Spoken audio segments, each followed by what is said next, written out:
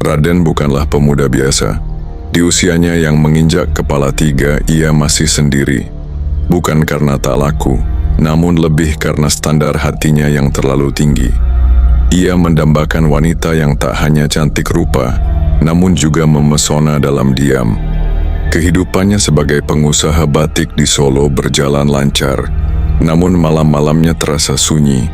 Suatu malam dalam perjalanan pulang dari Klaten menuju Solo, mobil Raden mogok di sebuah jalan desa yang terkenal sepi dan dikelilingi pohon beringin besar yang usianya ratusan tahun. Saat mencoba memperbaiki mobilnya di bawah rembulan pucat, ia mencium aroma kembang kantil yang begitu kuat. Menusuk hidung namun entah mengapa terasa memanggil. Tiba-tiba, di balik kegelapan, muncul sesosok wanita. Kulitnya seputih susu, rambutnya hitam legam tergerai panjang, dan matanya memancarkan cahaya kehijauan yang lembut namun menghipnotis. Ia mengenakan kemben berwarna ungu tua yang memperlihatkan lekuk tubuhnya yang aduhai. Senyumnya begitu menawan, membuat Raden terpaku. "Tuan sedang kesulitan?" Suaranya lembut bagai desiran angin malam.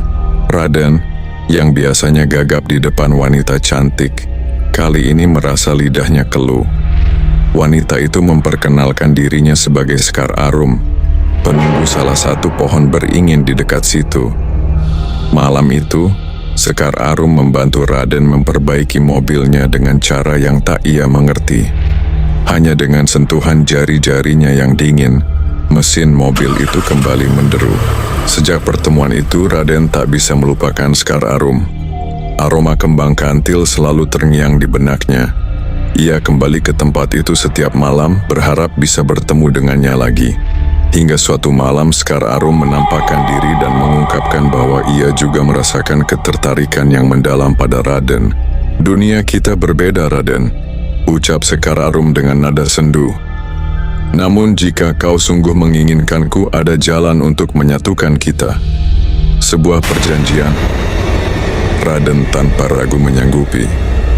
Malam berikutnya, di bawah pohon beringin yang sama, dengan disaksikan rembulan dan ditemani aroma kembang kantil yang memabukkan, Raden mengucapkan janji setia pada Sekar Arum.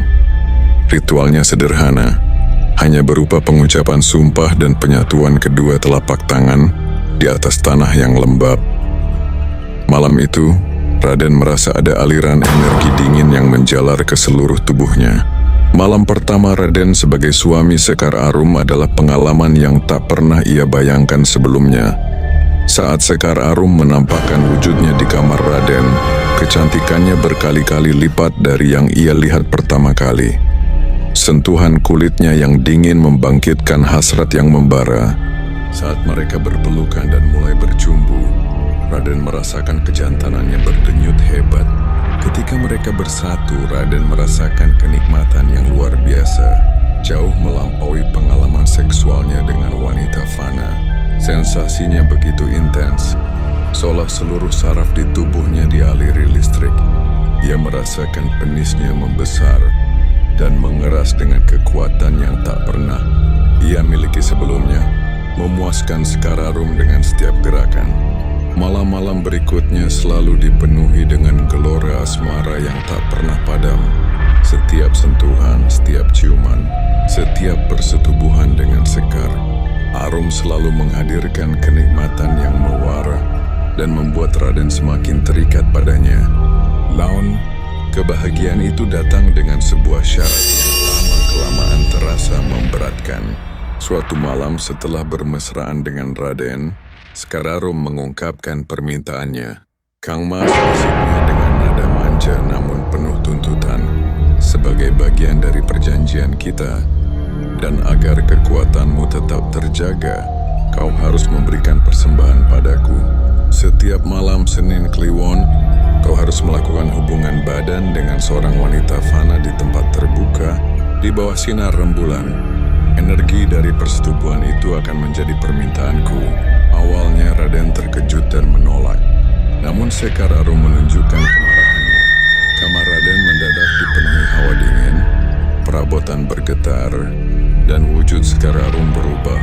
menjadi sosok yang menakutkan dengan mata merah menyala.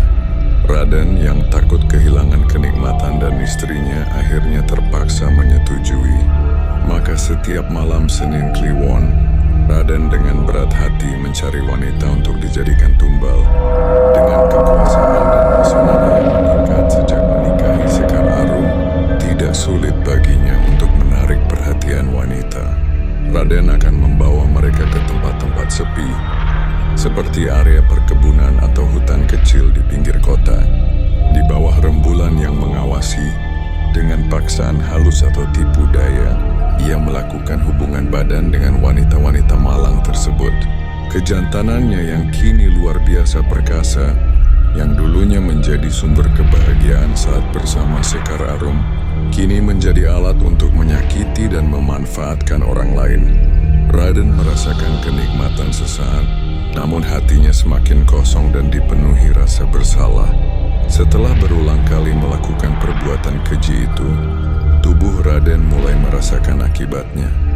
Ia sering merasa lemas, mudah sakit, dan yang paling menakutkan, ia mulai merasakan gejala penyakit kelamin yang aneh. Luka-luka kecil muncul di alat vitalnya, terasa perih dan gatal. Ia tahu ini adalah karma dari perbuatannya. Ketakutan akan penyakit dan rasa bersalah yang semakin menumpuk akhirnya membuat Raden sadar akan kesalahannya. Ia ingin mengakhiri perjanjian terkutuk ini. Dengan memberanikan diri, ia menemui seorang ustadz di desanya, Ustadz Hasan, yang dikenal memiliki pemahaman agama yang mendalam dan mampu membantu orang-orang yang terkena gangguan gaib. Setelah mendengar cerita Raden yang penuh penyesalan dan ketakutan, Ustadz Hasan menggelengkan kepala prihatin. "Kamu telah terjerat perjanjian yang sangat berbahaya, Nak Raden. Kekuatan dan kenikmatan yang kamu rasakan hanyalah ilusi sesaat yang akan membawa kehancuran abadi." Ustadz Hasan kemudian melakukan serangkaian ruqyah dan memberikan amalan-amalan khusus kepada Raden untuk membersihkan diri dari pengaruh gaib dan memutuskan ikatan dengan Sekar Arum. Prosesnya tidak mudah. Raden seringkali merasakan gangguan-gangguan, mimpi buruk dan bisikan-bisikan yang berusaha menariknya kembali. Namun dengan tekad yang kuat dan bimbingan Ustadz Hasan, perlahan-lahan pengaruh Sekar Arum mulai memudar. Penyakit kelamin yang diderita Raden juga berangsur-angsur sembuh setelah menjalani pengobatan medis dan rohani. Ia belajar untuk bertobat dan mendekatkan diri kepada Tuhan.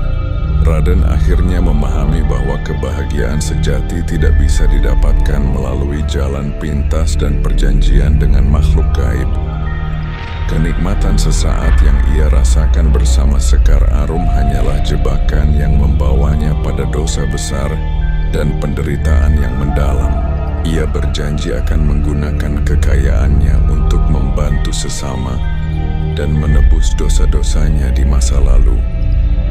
Aroma kembang kantil yang dulu memanggilnya kini terasa anyir dan menakutkan, mengingatkannya pada gelapnya malam-malam perjanjian dengan Nyi Sekar Arum.